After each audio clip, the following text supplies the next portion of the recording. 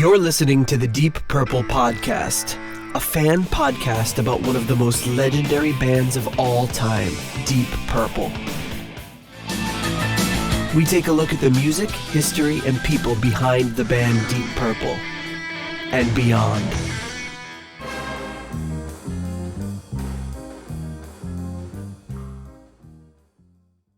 Welcome to the Deep Purple Podcast, the first and only podcast devoted to one of the greatest bands in rock history, Deep Purple.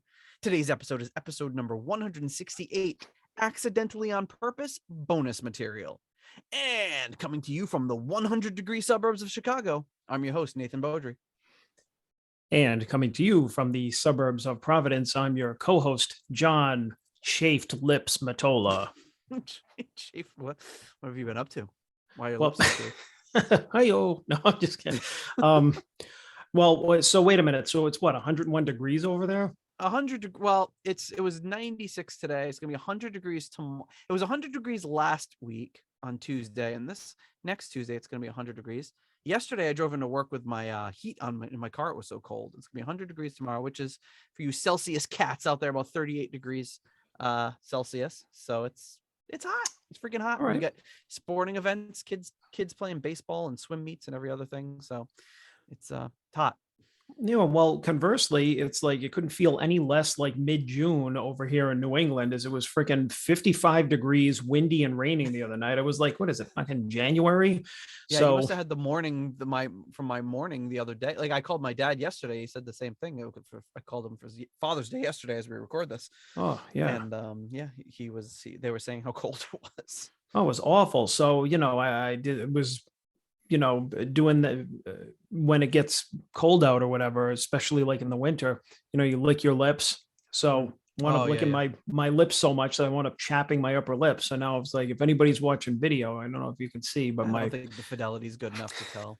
That's not the first thing I noticed when you my lips are very shiny right now because they're basically like torn apart with like being all cracked and dry. And so yeah, that's pretty it's pretty horrible. Anyways. Yeah, not something you think you have to deal with. And like the other night I went to bed and it was like I had to put lotion on my hands because my hands are cracking. And I'm like, what is going on? It was 100 degrees a few days ago. Now it's so cold and my dry skin. It hasn't been super humid though, so that's nice. But I've been spending more time outside now than I have ever, like pretty much since I was a kid, because the kids are playing so many different sports. So I'm like I'm tired. My skin's dry and tan, and my daughter looks like she's been in Jamaica for 3 weeks, even though we're sunscreening her up 12 times a day. So, yeah, it's crazy. Warm temperatures, and hey, as we release this is going to be released on July 4th. So happy Independence Day to all of you, all of our American listeners, and to our British listeners. Sorry it didn't work out. We had to. I hope there's no hard feelings. But yeah, July 4th. Can't believe we're already doing that. And we're covering a topic that is tropical and outdoor. I'm sure Roger and Ian experienced some 100-degree days while they were recording this bonus material we're going to listen to today. So yeah, this will keep me warm. Yes. So hey, if you want to support the Deep Purple Podcast, there is a number of ways you can do that. First off, you can leave us a 5-star review on Apple Podcasts that will earn you a spin on the Flexatone to celebrate the 5-star review. You can buy merch at our Etsy store. Did just ship off a mug just the other day. So thank you for the purchase. You can become a patron on Patreon or on PayPal for as little as $1 per month. You can help support the show on an ongoing regular basis. And then another thing you can do is donate on Cash App. That is $DPPOD. That's $DPPOD on Cash App. And hey, I got some news for you. We have our first donation on Cash App. Is that the Cash App noise? Apparently, I just looked on my soundboard. I was like, I need one that's different. So, so I like that one. We got a Cash App donation, our first one, from none other than Alan. Ain't too proud to beg. Hey-o. So he sent over his normal 1212. Was it 1212? I think it's 1212. Yeah, so he sent over his normal 1212. Wait, why am I not finding him on here? Alan Oh, is it because I moved him over to here? No, he's in the $11 tier. I'm sorry. He sent over his normal $11, but he's sent me 12.12. So I asked him, I said, "Oh, are you switching to Cash App?" And he said, "No, I'm not switching to Cash App. I'm still on Patreon. It was just a wee Brucey bonus in quotation marks." He says, "I don't think that'll translate." You are correct. I did look it up, but I didn't. It's from some British game show or something. So he says, "Honestly, it was just to prove that the Cash App thingy works and that we're both down with the kids. All the best. Cheers, AB." So yeah, we are down with the kids, and thank you for the little bonus donation. We appreciate it. That noise also doubles for when like we get excited. It's like, ooh, that's a 5. Swing. Yeah, that's not really. That's more of like a comical. It's not boing enough for that. It's more just like a. Yeah, it seems more. Like if somebody hit me on the head with a rubber hammer. Yeah, maybe. Yeah, and if you donate on Cash App, I will hit John over the head with a rubber hammer next time I see him. Which hopefully will be this summer.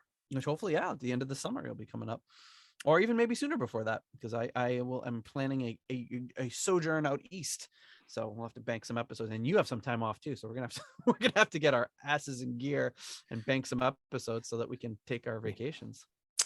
Yeah, well, I mean, maybe we can hire some temps to just fill in for us. Well, yeah, we can have. Let me see. Well, yeah, Rich will definitely. He'll definitely fill in. I mean, he's always in the wings waiting. Yeah, we'll have Rich and Johnny Headline do it. Maybe the Gardeau, in between episodes of his new podcast, will fill in. They can just record some material, send it to us. But then I'm like, I'm gonna have to still edit it and get it uploaded to the feed. So it's. Well, I think it would be funny if, like, instead of like them being like substitutes, like each one of them had to play us as a character. I like that idea. It could work. But hey, speaking of our patrons, thanks to Alan for the extra donation. But we also have a regular donation. So coming in at the $25 Uncommon Man tier, we have Ovis Nakvi. At the £10 tier, Dr. Jill Brees. At the at the new so at Richard Fusey has changed. He keeps us guessing. I don't know what's going on, but he sent in $12.99 this month.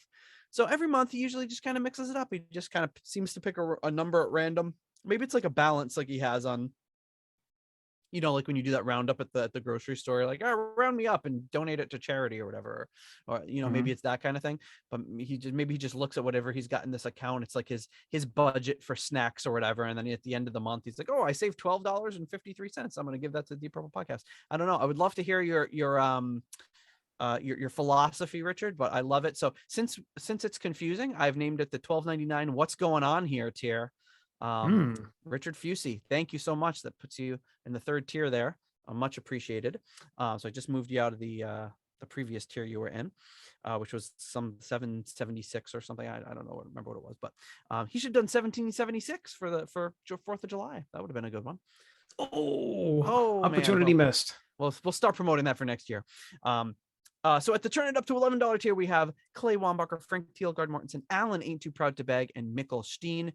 And at the $10 Someone Came tier, Ryan M., Jeff Bryce, Victor Campos, Better Call Saul Evans, and Kev Roberts and his wonderful children, Matthew, Gareth, and Sarah. Thank you so much. I actually had to look it up. I bought a Deep Purple release that's coming out soon, and I pre-ordered it from England, and the exchange rate is better than it's ever been.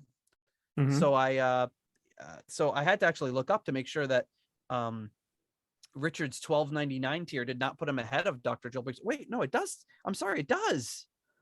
It does put him ahead of Jill Brees with the current. Okay, I'm gonna have to just make some changes in the show notes here. Here we go. So yeah, because it comes up to where is it? I had it open here. Pound or $1 to pound. So he gave us $12.99, which is at the current exchange rate $10.60, or £10.60, I should say. So just barely squeaking out that £10 tier. So wow, crazy. I remember when it was like almost 2-1 when I went to England years ago, and now it's getting closer to parity. So thank you very much for all of your generous donations. We really appreciate it. A lot of bookkeeping there on the tiers and all that changing. So moving along, White Snake, September 1st, Chicago. John's coming up for it. So we're ready. So if you are coming to see White Snake, let us know, and we would love to meet up with you. I got to get my plane tickets. Oh, you just looked up like I thought something was outside the window. No, I just had a realization. I looked off yonder and said, "Oh, yeah, I just have to see if that's a good time frame."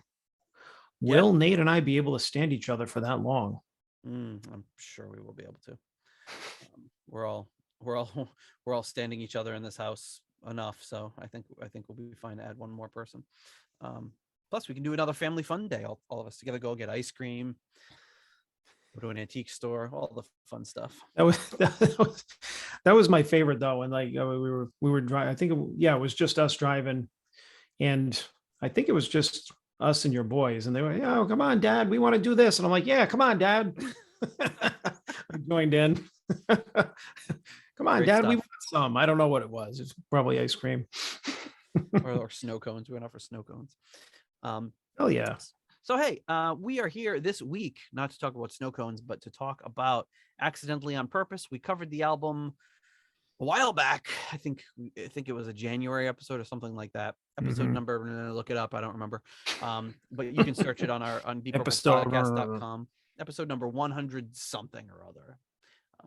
So check it out. It's a super fun album. We went through all the particulars about how the album was made and all that. And so now we just got a bunch of bonus material. There's some really great interviews, some live performances, and then of course we'll round it out with the bonus tracks from the album that are on the re-release. So I guess the release that I got, and I'm sure the one that you had those 3 extra tracks on it.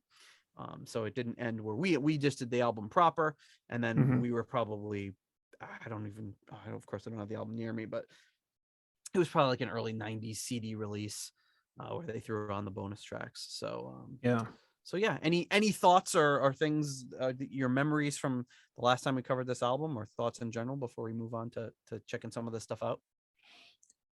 I mean, I'm looking forward to it. I mean, this has always been a kind of a light, easy, good times type album. So I don't know if I think I knew the album, just the proper album, more than the bonus tracks. So hearing them may like spark some memories, or maybe I haven't heard them. We'll see. But I'm sure that if it was from these sessions, it's going to be good. Oh, absolutely. So first up, so I'll have the link, as always, all the links to the videos and things we play will be in the show notes. Most of these videos are on YouTube, so check them out. But first off, they did this cool video on the official Deep Purple site, which is a celebration of 1988's Accidentally on Purpose, which is a short little video. I'll just play a few little segment from it here, where it kind of shows a lot of behind the scenes video footage of them just goofing around with music and a little voiceover from Roger. So let's check it out. Oh, you know what? Before I do that, I should share my screen with you so you can see it. Okay, here we go. Thanks.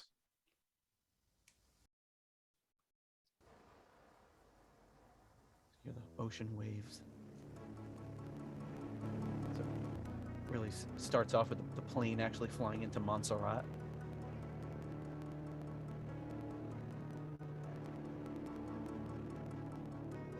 Picture of Ian Gillan on the plane being filmed when he doesn't look like he knows he's being filmed.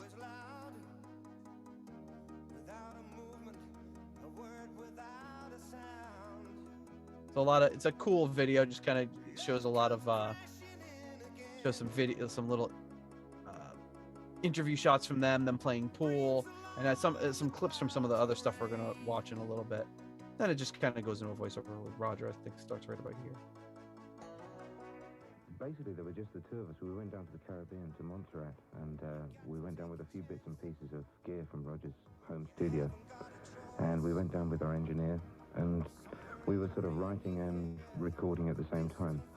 So that's kind of gives you a little bit of idea of, I mean, I don't think anything that they're saying in there is not stuff that we didn't talk about in our previous episodes, but it's cool because you get some really great footage of them actually actually doing it. So so the first thing up is the music video for She Took My Breath Away. So let's check that one out. The official MTV video here.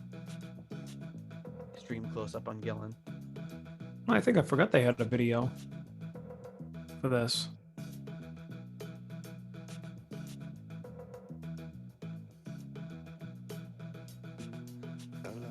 It's classic Gillan with his hair covering half of his face.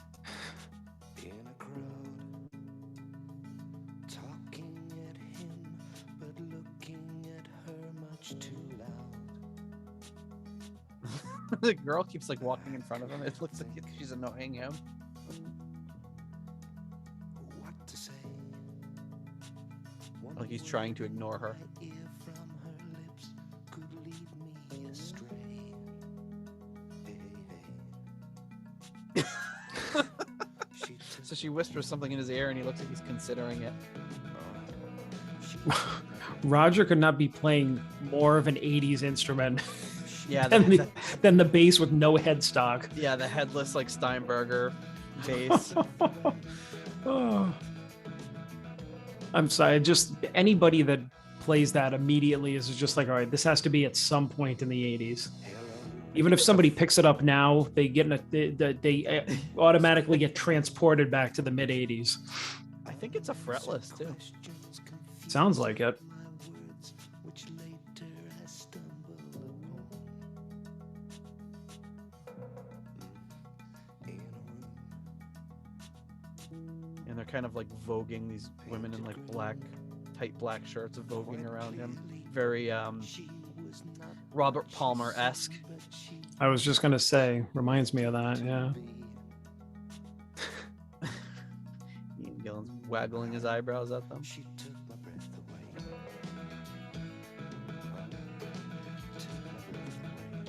away. I like the shot where like Roger's grooving along playing the bass and he's just like surrounded by these women like, And he looks so unamused by it. and he's just like, what do you, I'm surrounded on all both- sides by beautiful women, what am I gonna do? But they both look unamused by it.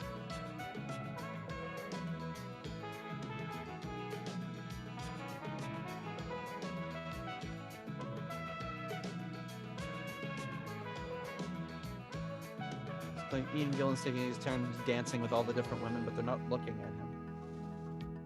Now they're rapidly changing to the side of him in a distracting manner.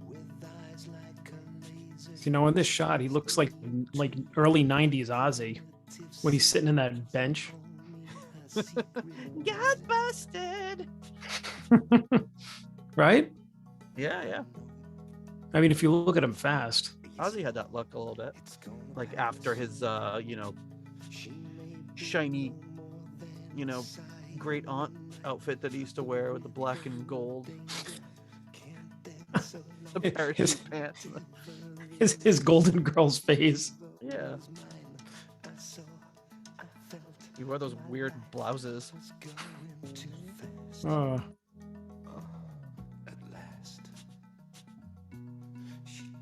But, speaking of that, I mean, you're like right in the mid to late 80s here, and Gillan and Glover are just like, they're dressed pretty modestly.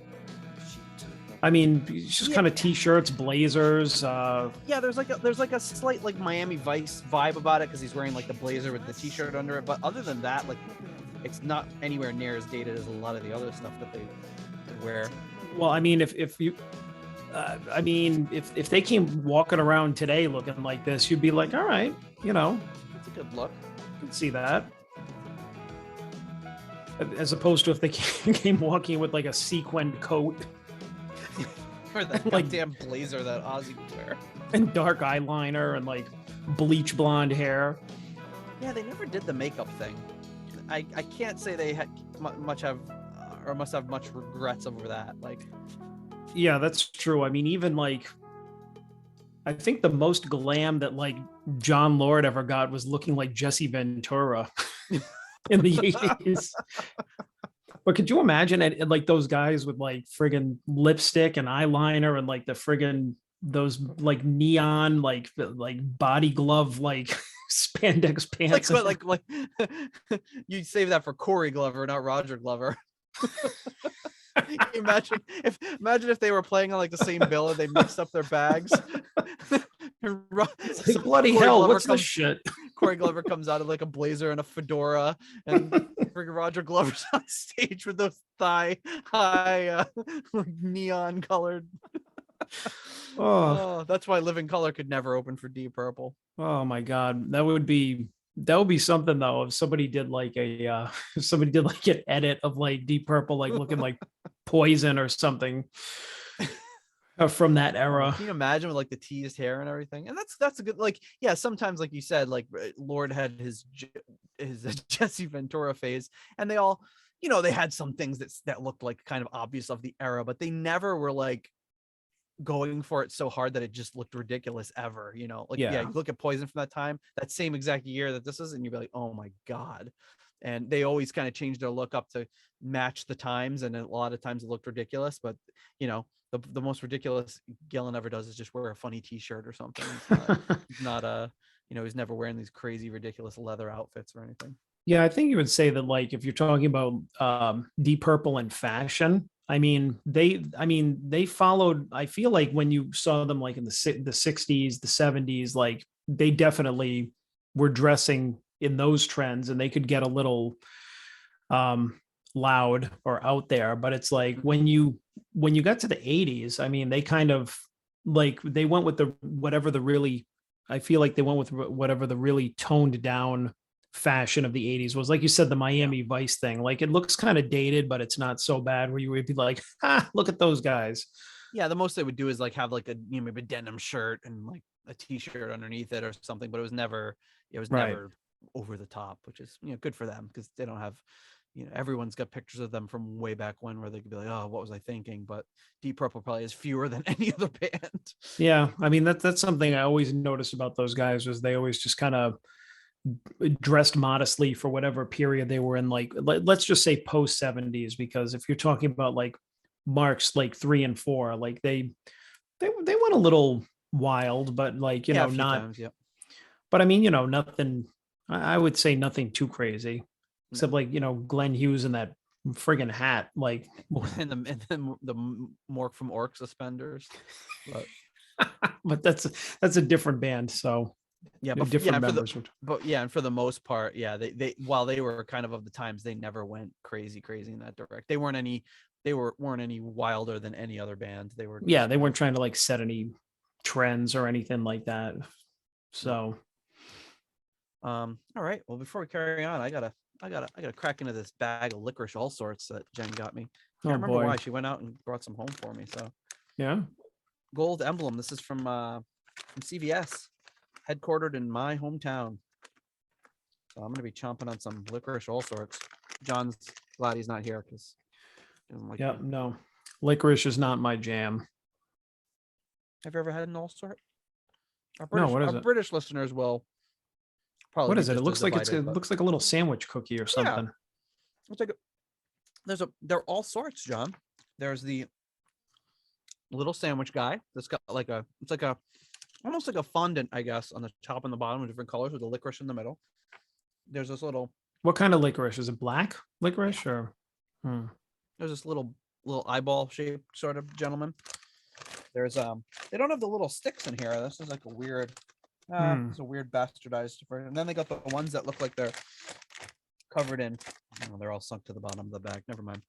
But they've got the little. They look like little you know, like little old lady purses. You know, like they're pastel blue and pink. Yeah. Yeah, delicious. All right, so, and it goes great with a nice ice cold beer. Okay. Whatever turns you on, Nate. Yeah.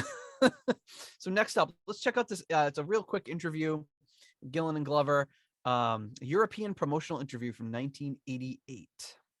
So let's give that a listen. I should do anything in particular. They really gave me my head and let me do what I wanted to do. And I want to do the same with my daughter, whatever she wants to do. And the same with Ian. I mean, if she has an aptitude for something, then I'll be as supportive and encouraging as possible. Do you think you have time enough for your kids? I try and make time, but it is difficult. Never enough time, really, but I think you have to make the best of what you've got. And that's the great thing about having family, you know. It's nice, you know, my mum and my wife's mum and everything are there a lot of the time, so the gaps are filled by other members of the family, you know, and I think that's nice too. Did your parents approve when you started playing bands? Not really. I think my mum wanted me to be a doctor or something like that. Not that there was ever much hope, but, well, the answer is no, because, I mean, I got all the guys around my house and they threw me out, and so the usual thing. But I think when they saw that I was serious about it, then, like most parents, they give a lot of encouragement, you know. But Dad bought me a drum kit and lent me his tape recorder to sing through, but the microphone was on an end of a lead that was only 1 meter long, so I had to sing bending over like this. I sure got it together, though. What about you? Did your parents encourage you to be a musician? Well, my father wasn't around, so mother brought me up. And she didn't discourage me. She didn't encourage me either. I think she got used to the fact that I was going to come home 2 or 3 o'clock in the morning. I used to go to gigs on a bicycle with my guitar on my back. And God bless her, she never complained about that. If I was, I mean, my parent, if my daughter was going to do that, come back 2 o'clock in the morning on a bicycle with a guitar behind her back, I'd have something to say about it, but she didn't, so.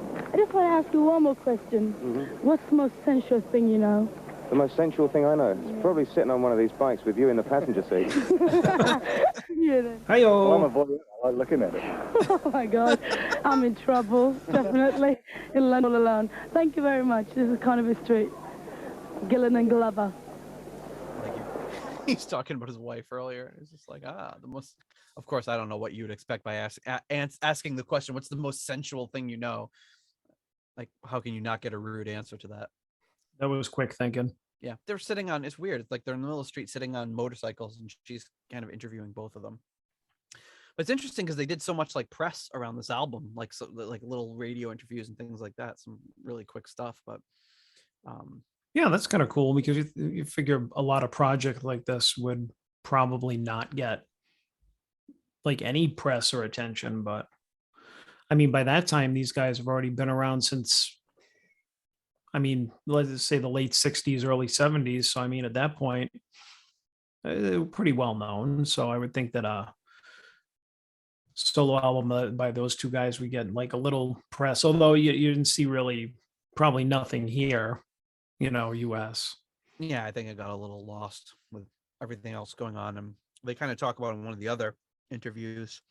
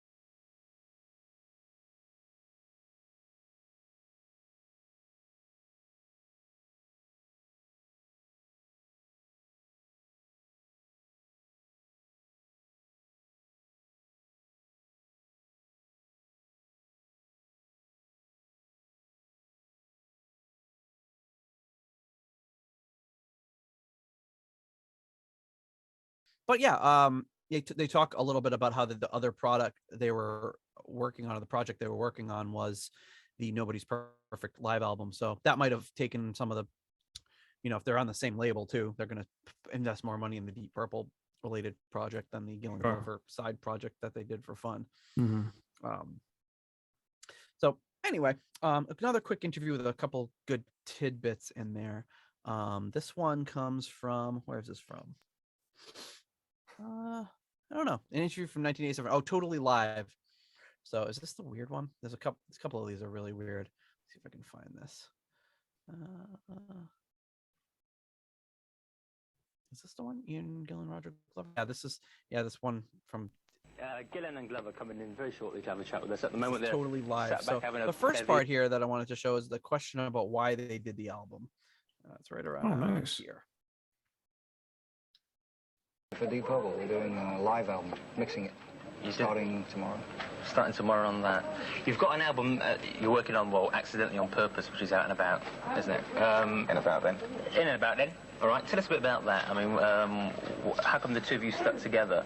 Roger and I have known each other for a long time, and when we were recording the last Deep Purple album, we spent about a month in preparation, writing words, tunes, ideas, general themes, and whatever. A lot of which wasn't suitable for Purple at all. It was very diverse, and actually we had a great time. So after we'd finished the Purple album, we were in such a good mood, in such a good writing mode, we decided to carry on and do this project. We had some time off. It doesn't conflict with Purple. It's not interrupting it or jeopardizing it or anything. So this is the result of a month in Montserrat. It says here it presents a very different side to Gillan and Glover to that which is most often seen. Yes, this side. What sort of... Your backside, Ian? Ian's showing me that. What sort of side? I mean, what have you been able to do with Accidentally on Purpose that you haven't been able to do with... Nobody knows what to expect, do they? So, Actually, we didn't know what to expect. We went in the studio with a bunch of guitars and stuff like that, just the two of us, just to see what would happen, because in the rehearsal period, our imaginations got carried away with ourselves, and we thought, why stop? You know, why, if it doesn't obviously be a Purple song, something like that, why stop at that? So we decided after Purple to get together and see what happened. All right. It was really an adventure. Before we have a look at... So they in the background there's all these people like working and talking, and they're so loud and everything. I had to take my headphones up because I thought there was commotion upstairs. They're in this like big like open office, and people are like, "Meh, meh, meh." It's like a call center, it looks like. Yeah. But kind of just a little insight behind how they got into the album. This one I thought would be pretty interesting because it talks about what kind of music they are into or like to listen to that's modern. So I think you might enjoy the answers here. Let's check it out. Right. Looking at the music scene now, what do you think's hot? What do you sort of think? Step back and think, yeah, that could compete with what we were doing. well, pop music is generally doing very well at the moment. I think it's superb. There's a lot of rock and roll around, a lot of rock music as such. It tends to be a little bit more formulaized than it used to be, but it's good. I think the Whitesnake stuff is great at the moment. It's really good. Wow. I like Level 42. You like Level 42, the soul Especially in these days of machines and stuff, that's a band that really does play. They go on stage and they play like they sound on record. That's good. You go off and do a lot of sort of solo projects and bits and pieces. What sort of ticks over in your mind? I mean, what's the next thing you want to do? Are you prepared? Do you prepare yourself mentally way ahead of time, or do you sort of just come across something at night and think, yeah, that's it? It's really whatever we can get away with. Yeah. That's it. Whatever we can get away with. Now then. So yeah, there's like dogs barking and phones ringing. It looks like some sort of like office or something. I don't know what's going on. I keep thinking, what is going on?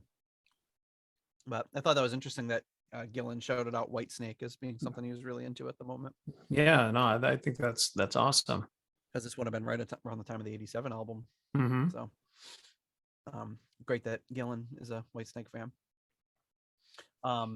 Okay, what else do they talk about? They talk a little bit about she takes my breath away, and they kind of intersplice this with playing videos and stuff that that we will watch part of them anyway. They talk a little bit about gigging as Gillan and Glover, and I think they do that around right around here. And that was it. Exactly. I died that night. You died. Yeah. What about getting out? I mean, will you go out and gigs as Purple or as Gillan and Glover? Is that imminent? Purple, we'll always go out in gigs as Purple. But we're going out as Pink Floyd, aren't we? With Pink Floyd, I think. Yeah, because Starts Out of Me was really one of your favourites. Yes, that's right. And I like the way you did the Magical Mystery Tour. I thought that was brilliant. I mean, since that time, have you ever seen anyone else come forward into No, the... no, it's a landmark in its own lunchtime. Wasn't it? Standard smart ass responses. So yeah, so apparently, yeah, and then I think here he talks about the potential for them touring. Let's listen. Too old for rock and roll, too young for die. That was another of our... Is it really? Yeah. Are you going to get out as Gillan and Glover and do If we anything? can, if there's time between the Purple schedule, which is going to be pretty busy this year, Yeah. live album, studio album, a few dates in the summer. If there's anything in between, Gil and Glover will be on the road. I think it'd be great fun to do live. But I can't see it arena rock. I see it, largest clubs or something like that. Sort of sling play. Be great fun. We're getting a wind up here because if we don't get all of She Took My Breath Away, you might get upset, won't you? Can we have a look at She Took My Breath Away, Gillan and Glover? Could you hang around for a little while? Absolutely. Right, grab yourself another cup of coffee and You should put it that way. we'll have a chat with you a bit later on as well. Absolutely. I'll be under the table, all right, with the dog. With the dog, absolutely. Here we go then. Here are the lads, Gillan and Glover. She Took My Breath Away. I like how these interviews go off the rails. Then they do like a thing where they do like take calls and stuff. But interesting. The last bit I think that's really interesting to listen to is when he asks them like what their they see their future being, like what they're going to be doing in the next 5 years. So let's listen to that. Take part in that. We'll give you the address a bit later in just a few moments' time.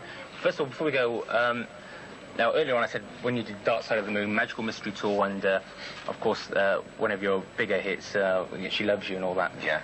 Were you ever aware of all these commercials, sort of that you weren't falling into the commercial category? I mean, I admire you, you know that. I know that, yeah. I think you're great. I think you're brilliant. Yes, we were aware of it, and we tried to limit ourselves to doing exactly what came naturally. And I think the philosophy was, if what we do coincides with public taste, we get a hit record. If it doesn't, we'll hang around till it does. But could you afford to hang around? I mean, because these guys. Sure, we're loaded. Like Yeah. Jagger was. Now you're loaded. Jagger at the time, they were all going. We've been hanging around all our lives. Yeah. Where do you see yourselves going? Let's look ahead now, because you've gone. I'm a professional blind date. You know that? You are, Rog. Shall we fix you up? Shall we sort you out? Listen, where do you see yourselves going, in all honesty? I mean, you've gone through some rough times. You've still managed to survive. You're survivors in the business. What would you like to be doing in, say, 4 or 5 years' time? I'd like to be singing with Deep Purple and doing whatever else comes along. As far as I'm concerned, music is everything, and I love it. Brilliant. Yeah, So it used to be fun. Used to be Yeah, fun. now it's fun. Now it's fun. Now, it used to be something that we fell into unnaturally or unconsciously, but now I think Very unconsciously, most of the time. having been around, I mean, I do see it as a way of life now, whereas before, when I left school and playing in bands and stuff, it was an accident. Thank you very much. So, do you still do like? So yeah, Ian just reaches over and starts picking Roger's nose unexpectedly. And he says, "Thank you." Yeah, classic Gillan Glover. Well, mostly Gillan. Gillan Janie interview. Yeah. But I love the fact that he's like, in 5 years, I want to be singing with Purple. It's like, well, good news, you will be, but not after being, not without being kicked out and being brought back in again. And then the interviewer's like, all right, I'm due back on the set of The Lost Boys, so I gotta get going. I was trying to place like what I could say about his look, but you just encapsulated it perfectly. I mean, that friggin' that mullet and like the dangly like cross earring, one like single dangling earring. Yeah. oh man, he looked like an extra from The Lost Boys. He looked like part of Kiefer Sutherland's crew in that movie. Kiefer crew. Yep. No, totally. You nailed it. Oh my Nailed it. god. That's the most 80s looking thing you're gonna probably see all day. Yeah, Roger and Gillan, look, yeah, he kind of aged.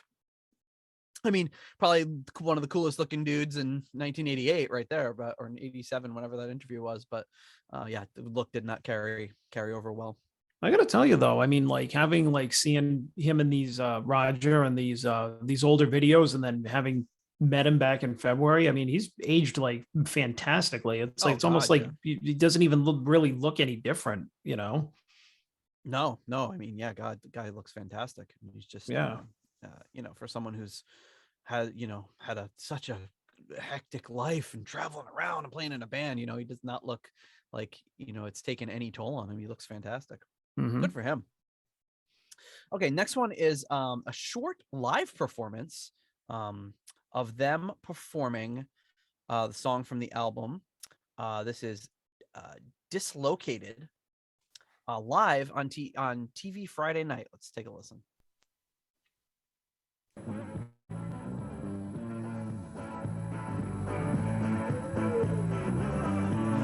These are all These are all straight from VHS rips, so the audio quality on this is pretty terrible. There's Roger with your bass there. Interesting choice for a live performance. He's got a backup singer's horn section. Wow. Works a lot better live than I thought it would.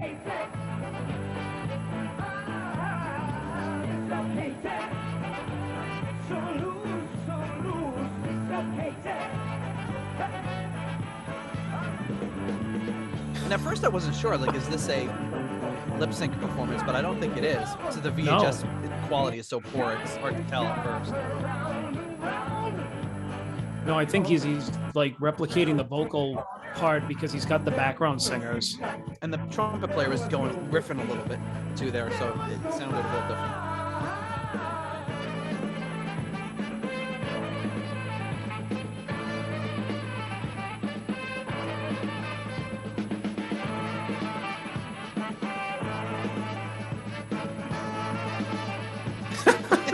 Gillan just pushed the lover out of the way. Roger.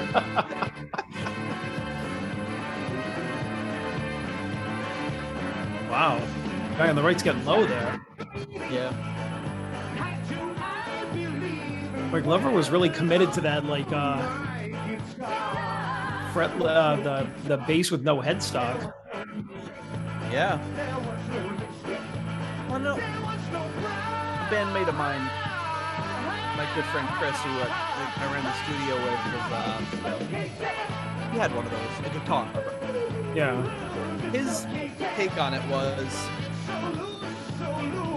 there was something about this Steinberg. He said it basically is like the most neutral sounding guitar you can buy. So if you're playing with like a lot of effects,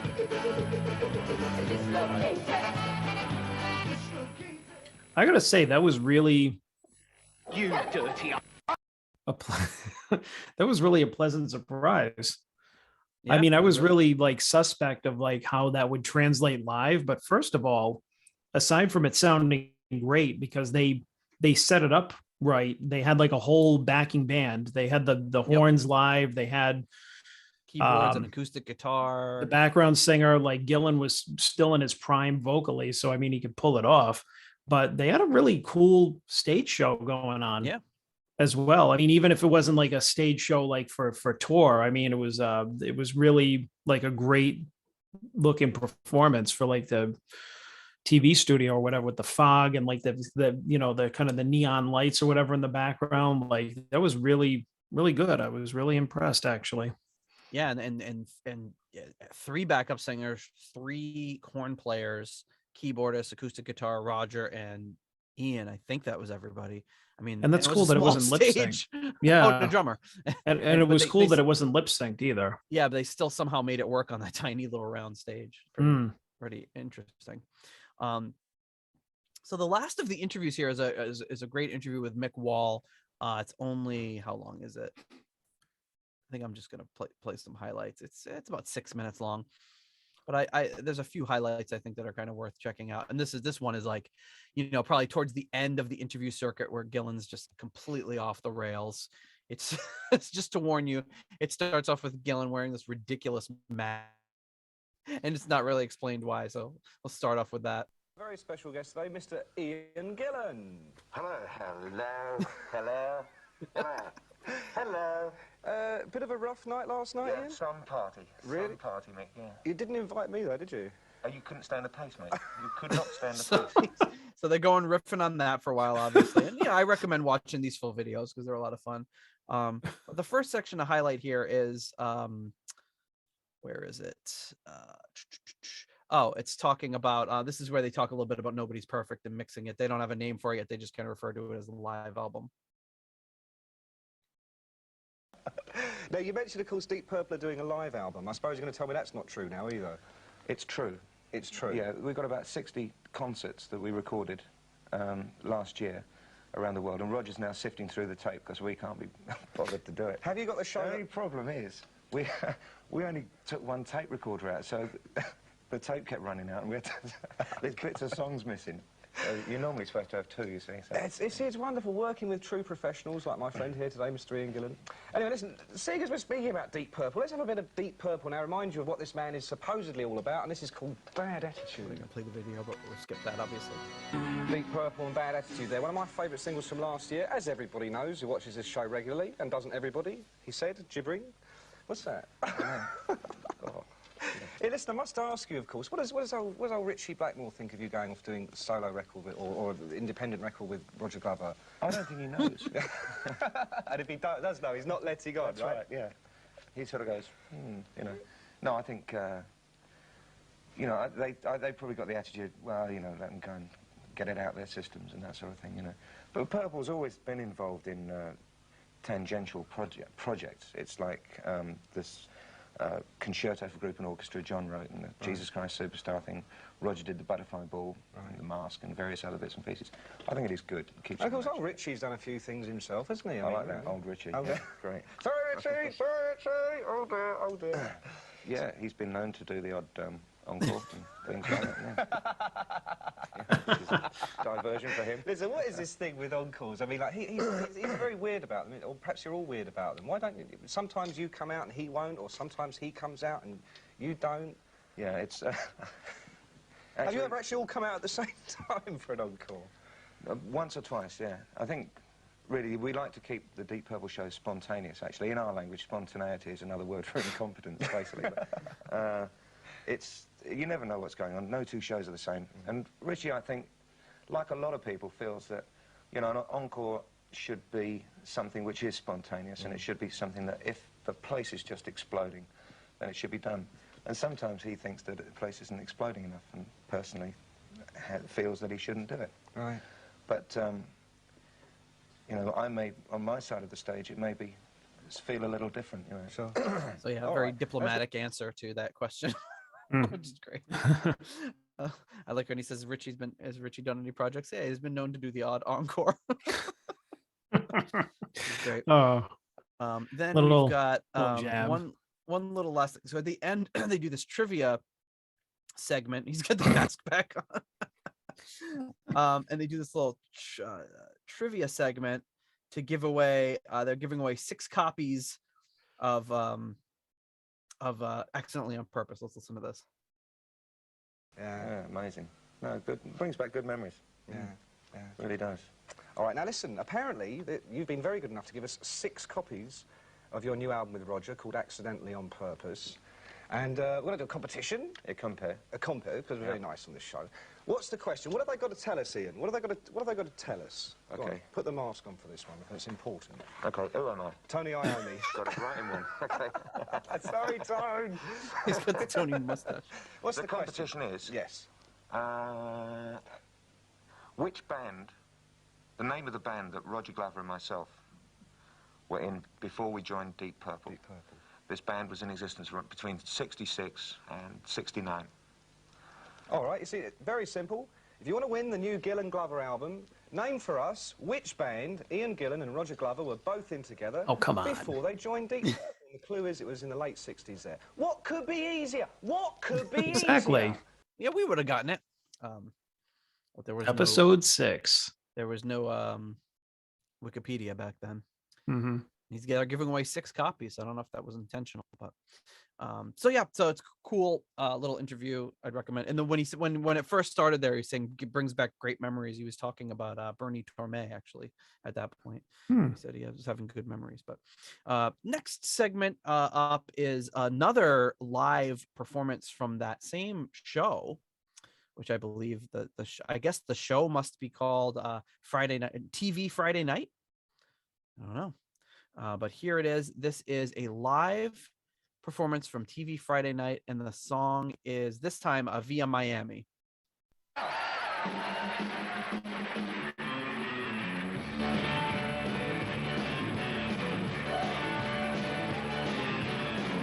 Looks like they're playing a casino or something. Yeah, right? Some weird graphic in front of this one.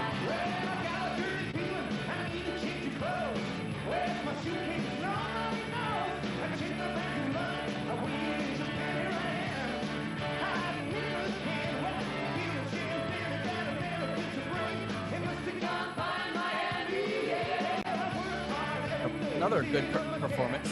Same. I gotta say, I'm really enjoying the versions of these songs live. Now I'm really wishing that they had done that live tour. Yeah.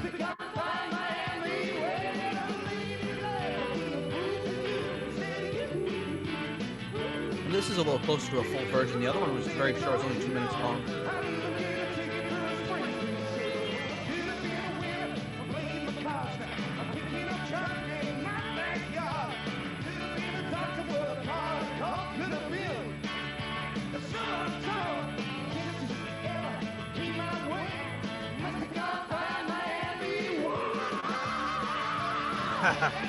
Yeah. Oh, so that's it. They do like the minute and then they go into the closing credits for the show while they're doing this. This is great.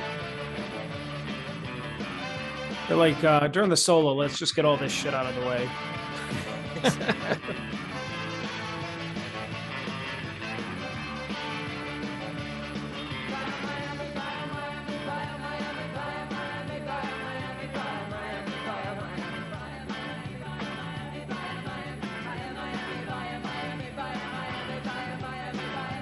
It's got to be hard on the old backup singers. That's why he stopped. He did it for a little while. He's like, you guys do it. He's like, this is what I pay you for.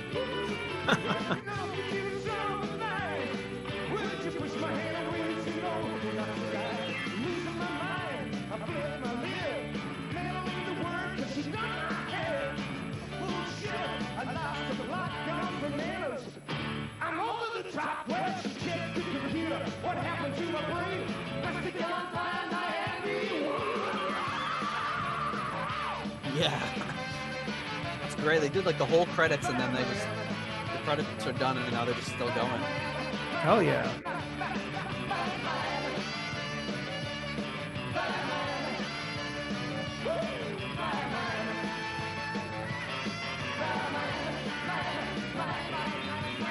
Can you think of another situation where a band, like 2 members from a band splintered off while they were still in the band and did some out there project like this?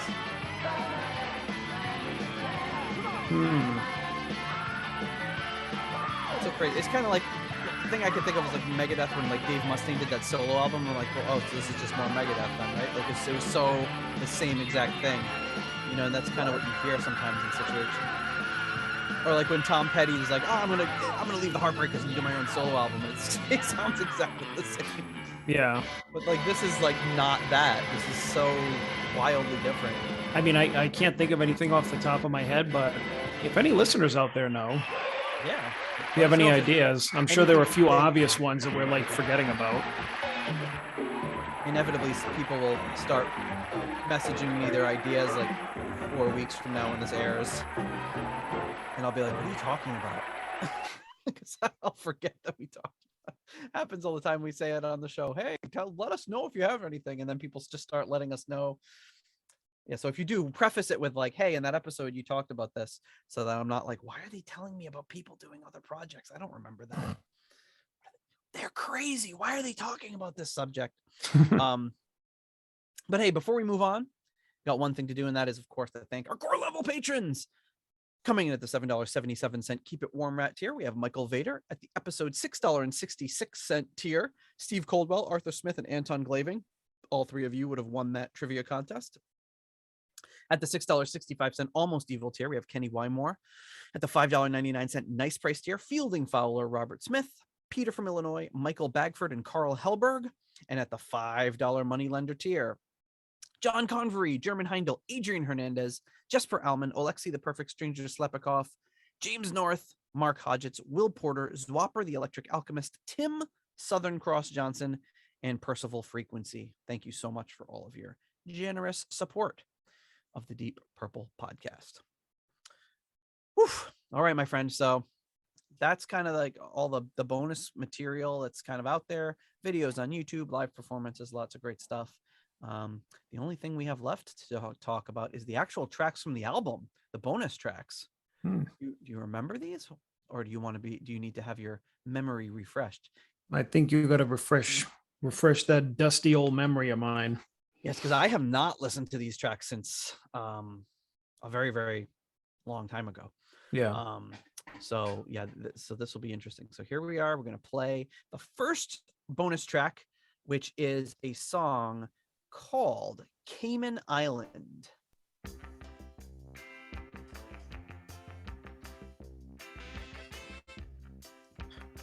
Very reggae.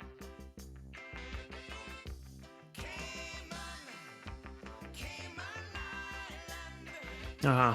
I remember this. Remember it?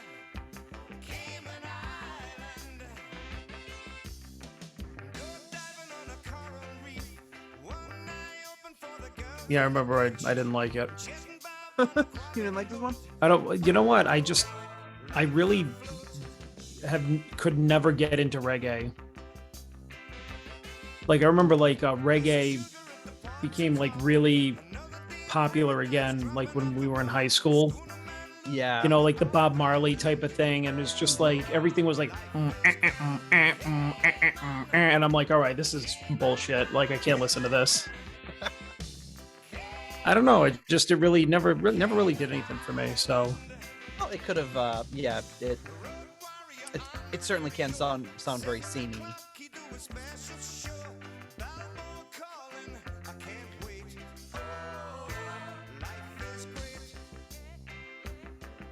Yeah. So I kind of I kind of shut down anytime reggae comes on. The only time I've ever been to Jamaica, we went to like this resort for my friend's wedding, and all they played was Bob Marley the entire time. Ugh. Like the Legend album. Like, not even like, I would have liked it if they played like some Bob Marley deep cuts, but it was just Bob Marley Legend on repeat the whole time, because they're just like, there's a bunch of dumb white people from America. Just play Bob Marley Legend, give them the experience, let them feel like they're in Jamaica. But I would have liked to hear something, but like literally no other artists, like. Not even any of the other big, like Peter Tosh or anything. It was just, nope, Bob Marley. Bob Marley's greatest hits, basically. And I mean, you know, I don't want to, I want to be fair about it. I don't want to offend anybody that likes reggae, but it's just, I just never really connected to it. It's kind of like the stereotype of, you know, oh, I like everything except rap and country. So John likes everything except reggae. Pretty much. But it's the same thing with country. Every time I hear country music, I just get these negative associations like, ugh, you know, just don't like it. Hey, man. Yeah, you can try a bunch of stuff from a certain genre and then you just realize that, no, it's not happening. Now, I remember one time for some godforsaken reason, my dad put on country music once in the car, and he's like, come on, listen to this. I'm like, no, please turn it off. And he's like, come on, it's good. I'm like, no, it's really not. He's like, come on, you like this. I'm like, no, I don't like this. Come on, you like it. It's like trying like, what do you call it? Like the freaking Vulcan mind meld with me or something. He's like, you like country music. Jedi mind trick. Jedi mind trick, Vulcan mind. I don't know what it is. Vulcan mind meld, Jedi mind trick. But he would, yeah, the Jedi mind trick. You'd be like, come on, you like this. You do that with me even when I was a kid. You do like Bob Marley Legend. I'd be like, oh, I'm hurt. He's like, no, you're not. Like, fall off my bike. Oh, it hurts. No, it doesn't. Like, all right, I guess it doesn't. Well, I think one thing we've established is your dad's a Jedi. It's not a very good one because he's never been able to convince. But it only works in the weak-minded. Maybe you're just too strong-minded. All right, so that's Cayman Island. So I'm guessing that you're okay with that not being included on the album. Yeah. No thanks. Cayman Island. You know, I mean, I guess if you like put it on in the background as part of this album, and we were like, I don't know, at the beach or some shit, I'd be like, all right. Yeah, it could work. You know, well, some years ago, somebody told me that Behind the Smile from Butterfly Ball is a reggae song when you think about it. And I was like, oh yeah, I never really thought about it. Because I think You take that back. It takes, well, but because it puts a spin on it that's a little different. Because I think a lot of like, I think there's reggae and then there's like reggae to like say, oh, I want to do a reggae song. And when you don't, I'm trying to think like when we were kids and we'd play in a band, there'd be a certain like, oh, we're gonna do a reggae song, and so you just go jack, you just do these up strokes on the guitar, and you're like, oh, it's a reggae song because it's the most basic. Yeah, recognizable the part. lazy reggae song. Exactly, and it's just like a blues song. You do this 1-4-5 and the most dun dun dun dun dun dun dun dun dun dun dun dun dun dun. You know, you just do the whole progression, Yeah. and it'd be like, oh, we did a blues song. It's so you could just check the box, like this is technically a reggae song. This is technically a blues song, and you can do that with a lot of different styles if you're not really well versed in them, and and I think there's a lot of people that do that. With certain styles when they're appropriating them, and reggae is one of them. We're just like, oh, we'll just do stuff on the up, you know, we'll pick the chords going up on the upbeat, and now we've got a reggae song. Yeah, Maybe that's what you're kind of reacting to as well. probably. Maybe there's some deep cut reggae stuff that you would dig. Yeah, maybe. Come on, you like it. You like it. What are you? Get out of my head. Get out of my head. No, but you like this. No, I don't. All right. So the next track up on the next of the 3 bonus tracks is none other than the Purple People Eater. I think we heard this. Not on our last episode.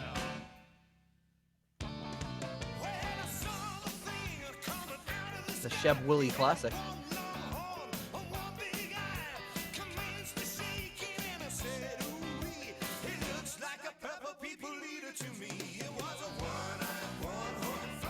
I thought this was wild when I first heard this, that they actually did the song. Maybe it's because I had this 45 when I was a kid.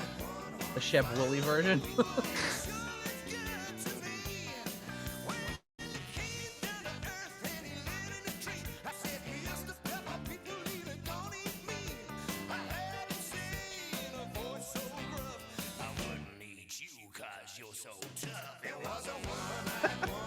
This crazy novelty song from the 50s. It was number one. Number one in the charts. I mean, it definitely fits in with the album, like the style of the album, you know.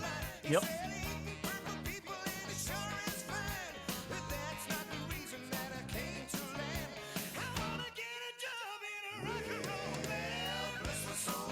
This is a messed up song with a messed up story. And I think the craziest thing is he says he likes to eat purple people. So he's not a purple people eater. He's a purple people eater. He likes to eat purple people. Oh. Purple people eater is not purple.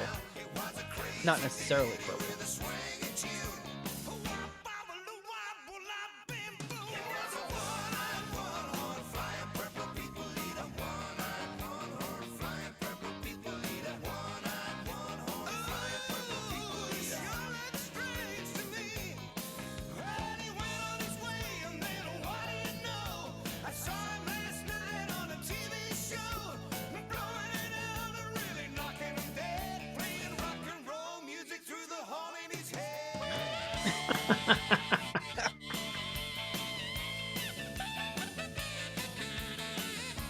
Going into a saxophone solo after that is perfect. I'll say. What? The going into a sax solo was wild, and I said, "I'll say." Oh, okay. It was just it was such a delay. I didn't know that's what you're still talking about. I like it. I'm gonna go start a paper route right now. Yeah. Exactly. Uh, Oh yeah, crazy song, crazy novelty song. They resurrected novelty song from the 50s about an alien descending to Earth to start a rock and roll band and eat purple people while he's at it.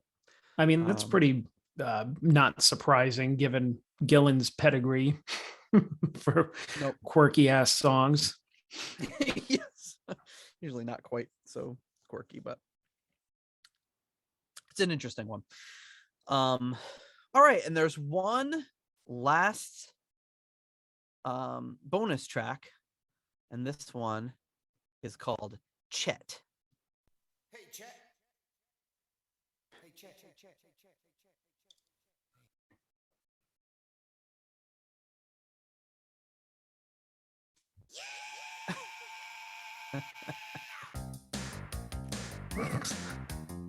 Chet.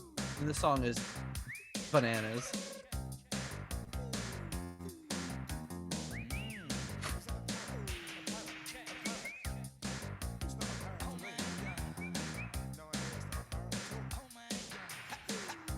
I feel like this is most you've heard most of the song already. It's just talking nonsense over this groove.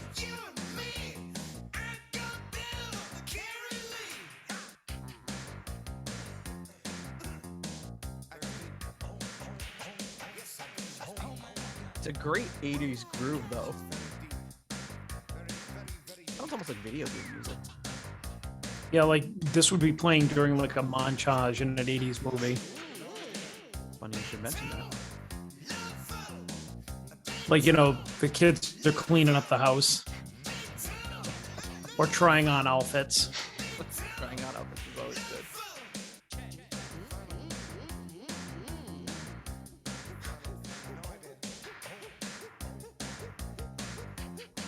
This is pretty good. I like this. Yeah, it's got a good groove to it. I mean, it doesn't variate too much from this throughout the whole song, but it's definitely a throw. You can see why these three may have been left on the cutting room floor, but this one's fun. I think you like it better than Cayman Island. Yes. Come on.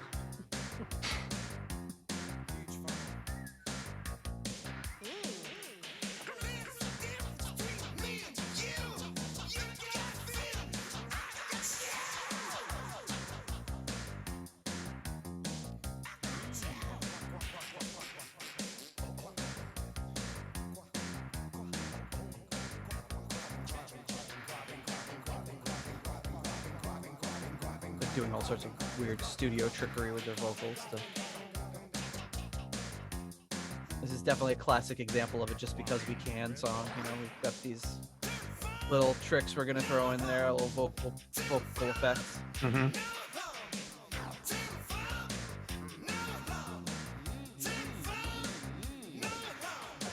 One thing I would like to know, if any listeners know, is what's the deal with Chet? Why is this called Chet? Who is Chet, or what is Chet? That's what the interviewers should have asked Roger and Ian in those interviews, instead of what's the most sensual thing you can imagine or whatever. A man named Chet. Doesn't get any more sensual than that.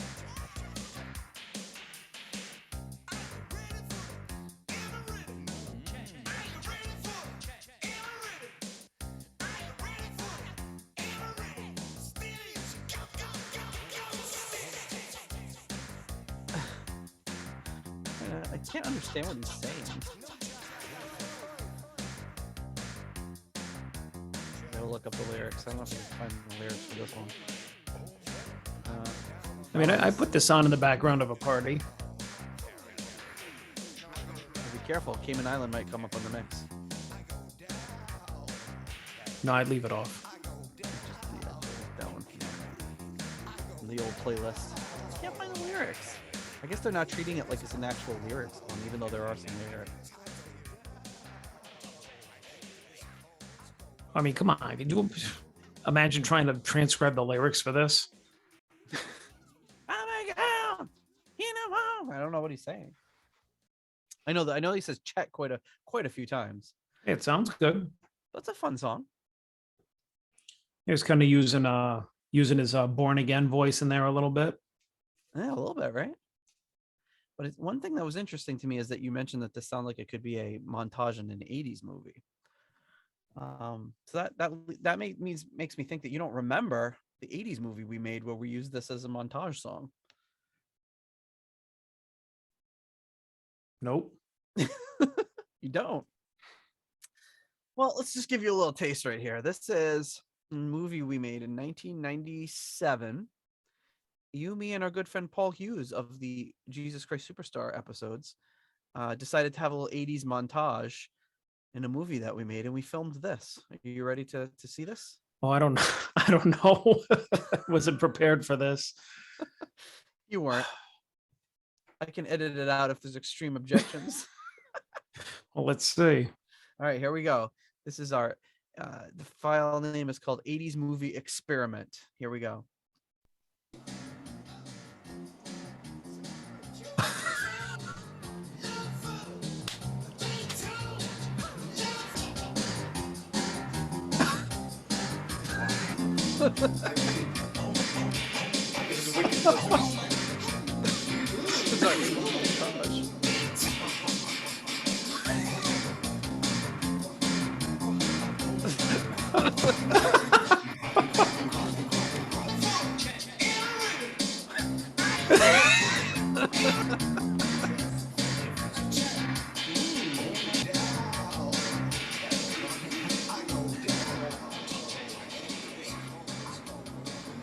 That's it. That was our 80s montage. Really poor editing. It just when we cut to a new scene, the music got out and started it up again.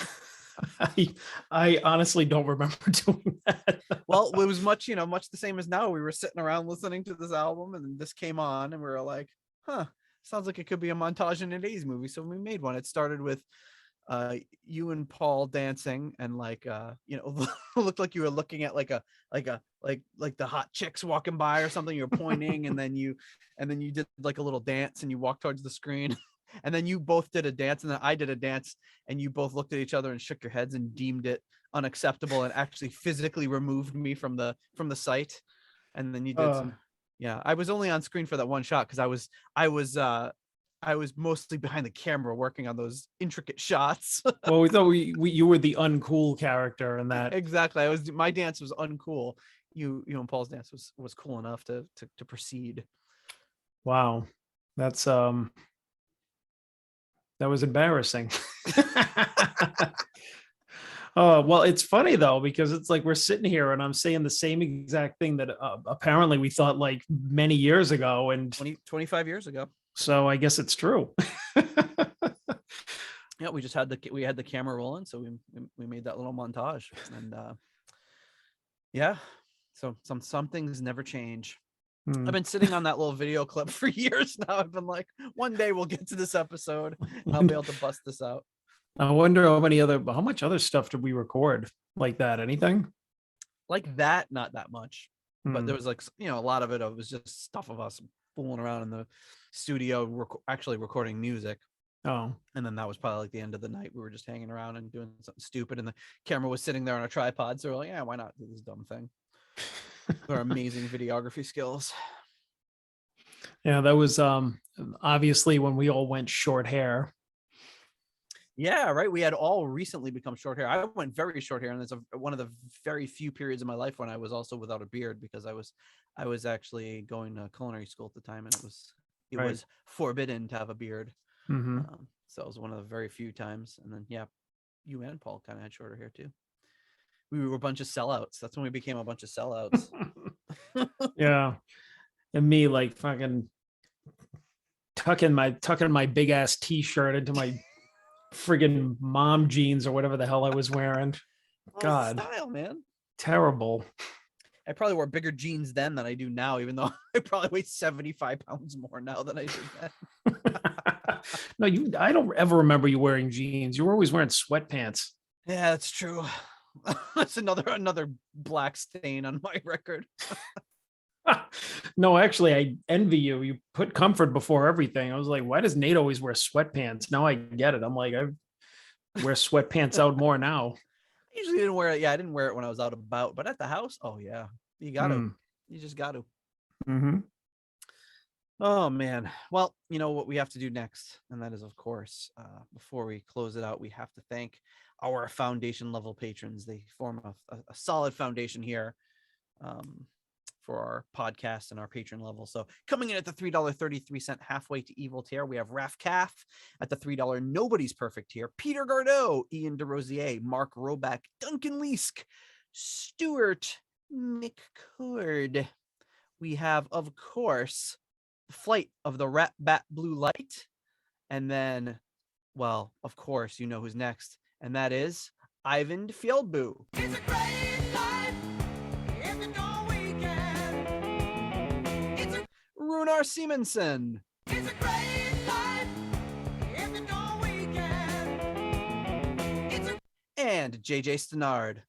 Coming in at the $1 made up name tier, we have Put the Leak in the Coconut Leaky Mausoleum, Stephen Somerville, the Concerto 1999 fanatic, Spike the Rock Cat, Hank the Tank, Private Eyes, Ashen Lionel, Spike's mom, Blackmore Tights, as your dad said. Blackmore Tights, and John Maselli. Thank you so much to all of you for your generous support of the Deep Purple podcast. We love and appreciate all that you do. Oh, my goodness. A shorter episode for you folks. We're giving you some time back to work on the things that you love and to be with the people that you love, as we swelter and freeze in our various climates that we are in. Yeah, so go enjoy it, and instead of listening to the two of us clowns. Yes, instead of listening to us yammer on. But it was fun. I think it was fun going through the various little bits and pieces that surrounded that album. Some stuff I enjoyed it. More stuff available than others that's bonus material. If there's anything we left out, let us know. We're not going to do another episode, but let us know anyway. We'll just do one episode with like a 3-minute long episode to touch on the things that we forgot to mention. But I mean, in comments in the Discord and everything, people can post links, videos, anything we could have missed.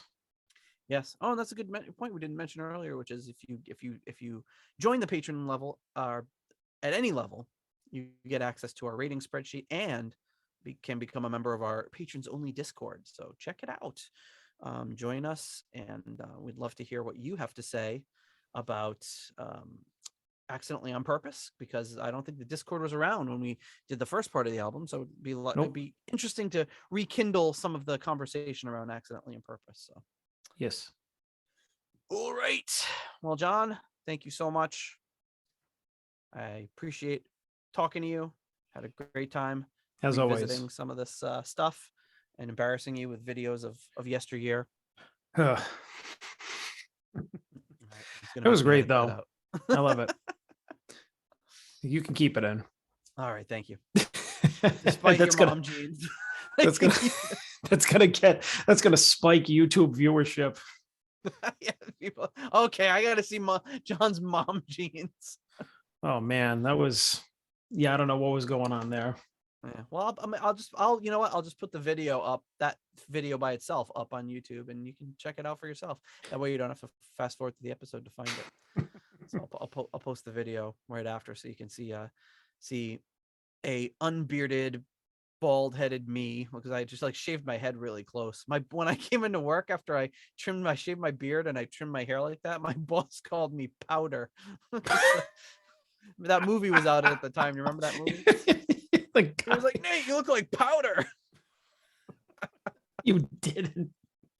No, not exactly. My God. I was Powder from then on. I love it when people do that. They just give you nicknames of people you don't even look like, because you're like. Thankfully, it didn't stick, but yeah, for a brief period, I was Powder to him. And then my hair grew back in, and it was fine. And then you were not Powder. I was no longer Powder. So if you don't remember that movie, I apologize. It's not going to be. Well, I don't even know what the movie was about, but it must have just come out, because why would anybody be thinking about that movie? Well, it was just, I don't know, some guy that was like an albino or something. I don't know. Yeah, and he had really short hair or no hair. Buzz cut, or maybe no hair. I don't know. I don't know. Google it. I don't think I was quite pale enough to be called Powder, but you know what? Hey, take what I can get. Well, you were never the most tan man, but I wouldn't say you were the most pale either. I'm not exactly George Hamilton, but I'm not Powder either. All right. Well, it was good. It's good talking to you today, Powder. And thank you, Mom Jeans. That's gonna be our new nicknames, Powder and Mom Jeans. Coming to you live, Powder. Coming to you live. Signing out, Powder and Mom Jeans. Signing out. The two things most commonly associated with me and John: Powder and basic Mom Jeans. All right, man. Well, I'll talk to you next week. See you later. All right, later. Thank you for listening to the Deep Purple Podcast. If you like what you hear and would like more episodes in the future, please donate on Patreon to support the show. You can also leave us a review in Apple Podcasts to help new people discover the show. You can follow us on YouTube, Instagram, Twitter, and Facebook for show updates. See deeppurplepodcast.com for more details. Thank you for listening.